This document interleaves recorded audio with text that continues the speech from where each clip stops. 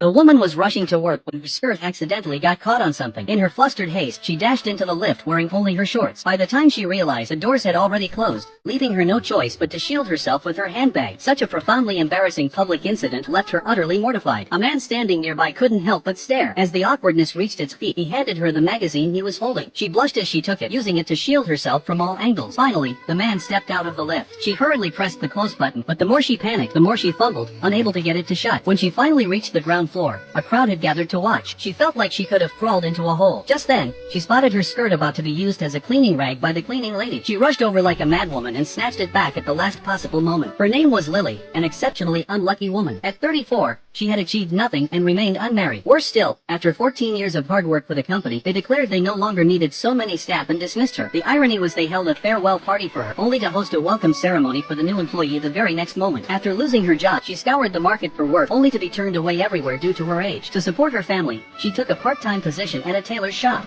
Yet on her very first day, her idle younger sister swiped a customer's coat, causing the shopkeeper to mistake Lily for a thief and violently rub her against the smooth wall. To retrieve the coat stolen by her sister, she went to the bar where her sister was clubbing. Spotting her sister being chatted up, Lily saw her sister immediately slip off the coat and hand it to someone else for safekeeping. Witnessing this, Lily walked straight over to demand the coat back from the man. Unaware of the situation, he refused to hand it over, leading to a tug-of-war between them. Amidst the commotion, onlookers began accusing the man of bullying a woman. Infuriated, he flung the coat at Lily, only to accidentally send it tumbling into the beer fountain. Reaching over the railing to retrieve it, Lily lost her balance and tumbled headfirst into the frothy liquid. Seeing the crowd blaming him, the man hurriedly pulled Lily out. At that very moment, the uneven weight caused the wine pool to tip over. The powerful surge of water triggered an explosion in the speakers, leaving the scene in utter chaos. Witnessing this, both were utterly terrified. The woman accidentally fell into the bar's liquor vat. A man standing nearby rushed to pull her out, but in doing so, he accidentally knocked over the vat. Instantly, flames shot skyward, and the entire bar exploded. Witnessing this scene, the two stared at each other in sheer terror. Soon after, the owner apprehended them, directly causing $20 million in economic losses. Upon hearing this, Lily immediately threw up. To clean up, the two headed to the restroom. Then the man noticed a window. Suddenly, an idea struck him. He immediately tried to climb out, but his height proved insufficient, leaving him helpless. He called Lily over, intending to use her as a stepping stool, but Lily refused outright, unwilling to be trampled. Finally, they agreed Lily would climb first. For safety, they even swore a solemn oath to stick together no matter what. Soon, Lily successfully climbed out. She then fashioned a rope from clothes to help the man follow. Just as they were about to escape, the security guard spotted them. Seeing the guard closing in, Lily knew they'd be caught if they didn't move fast. She kicked the man down and grabbed the clothes, bolting away. After returning the clothes to the customer and getting home, Lily grew increasingly furious with her sister. She grabbed her by the hair and pinned her to the bed. If their mother hadn't intervened, she might have beaten her sister to a pulp. Meanwhile, Alex was left holding the bag after Lily's betrayal. With Lily gone, he was on the hook for the entire 20 million yuan compensation. Desperate to find her, he plastered her photo all over the city. Lily saw the posters and flew into a rage. Cleverly avoiding being tracked, she called Alex from a payphone and unleashed a torrent of abuse without a word of explanation. Not only did Alex gain nothing, but he got a thorough dressing down. The pain was indescribable. Then, in a moment of carelessness, he rear-ended someone else's car. To pay for the damage, he reluctantly sold his own vehicle. The next day, Lily stepped in for her sister as a part-time model. To make matters worse, Alex happened to work at the same agency. Seeing his enemy only fueled his rage. He grabbed Lily and demanded 10 million in compensation, but she had no money. To prevent her from escaping, he followed her everywhere. Coincidentally, someone assigned Lily to park the president's car. Alex, not understanding the situation, followed her. Thinking the car belonged to Lily, he took out his keys and started scratching it. Lily tried to stop him but couldn't. Just then, their president appeared. The president asked the man, "Why are you scratching my car?" Alex was stunned. To get his money back, Alex wouldn't let Lily off the hook, punching the iron gate in frustration. Lily apologized, but she genuinely had no money. Alex refused to give up. Whenever Lily made a purchase, whether riding the bus, buying instant noodles, or eating out, he'd step in and make her pay. He planned to claw back the money bit by bit, but this approach was far too slow. So he procured a high-quality knockoff bag and tricked Lily into taking it to a luxury boutique for a refund. Unaware of the scam, Lily took the bag to the store. The salesperson mocked her, saying the bag wasn't just fake, but even the brand didn't match the store's inventory. Embarrassed, Lily left, but accidentally knocked over another customer's bag. She hurried to help pick up the fallen items, yet when she walked away, she was accused of stealing the wallet. To clear her name, she endured the humiliation of being searched. Returning to the office, she found Alex laughing heartily. Lily flew into a rage, grabbing a bowl of pickled cabbage soup and dumping it over his head. Alex retaliated, irritated, snatching a bowl of kelp soup and flinging it at Lily. But in his haste, he accidentally splashed his own president instead. The woman picked up a bowl of hot pickled cabbage soup and poured it over the man's head. The broth instantly stained his expensive suit, sending him into a rage. He grabbed a bowl of kelp soup to retaliate, flinging it with such force that it drew a perfect arc and smashed directly into the president's face. The entire cafeteria fell silent. The man immediately began tearfully apologizing to the president, picking the vegetable bits off his face with trembling hands. Yet the president remained remarkably calm. Afterward, Alex sat on the stairs, head in hands, sobbing. A meeting was scheduled in just 1 hour, and presenting in stained clothes would surely get her fired. Lily felt partly responsible and resolved to help Alex through this crisis. She went to the clothing production department, gathered a pile of unwanted scraps, and after pleading repeatedly, finally convinced someone to lend her tools by promising to help with the work. Then she got to work, handling all the tools with ease and skill. Before long, the modified jacket was in Alex's hands. He clutched it nervously. When his turn came to present, his colleagues nearly burst out laughing at his bizarre outfit. But after the meeting, the president called him aside. Captivated by the jacket's psychological concept, the president asked him to leave a sample for design reference. Thus, Alex's crisis was averted. Lily, having agreed to help, stayed in the garment production department sewing buttons. Just then, Director Bai came to inspect the samples. After examining them, she asked Lily how long she'd been in the business. Lily replied she only attended fashion school. From that moment, Director Bai began to take notice of Lily. When Lily brought the samples back to the design team, everyone else had already left for the day. Only Section Chief Zhang remained, fast asleep in his chair. She intended to wake him to hand over the samples in person, but Section Chief Zhang, still groggy, simply instructed her to place them on his desk. At quitting time, Lily noticed the company was holding a design competition. The winner would receive not only a 5 million yuan prize, but also an immediate position as a full-time designer. After returning home, she stared at the poster for a long time. Ultimately, lacking confidence, she tossed it aside and resolved to give up. However, her younger sister spotted the poster. The enormous prize money captivated her, and she immediately conceived a plan to enter her sister's design into the competition. The next day was Lily's last day at her part-time job. When she arrived at the office, her colleagues confronted her about the missing sample. She quickly claimed she had placed it on the desk as Section Chief Zhang had instructed, but Zhang flatly denied this, shifting all blame onto her. The design team leader flew into a rage, demanding they find a solution immediately since the president would be reviewing the samples soon. Section Chief Zhang brought the team to the garment production department, pleading with Director Bai to make another sample. But Director Bai was a no-nonsense type, ordering his subordinates to mind their own business. After being refused, the three began shifting blame. Since Lily had been hired by Director Park, everyone else pinned the fault on her, causing her heart to twist in an instant. Meanwhile, Lily was still frantically searching for the sample in the office. Before she could explain the situation, Director Park stormed up to her and slapped her across the face.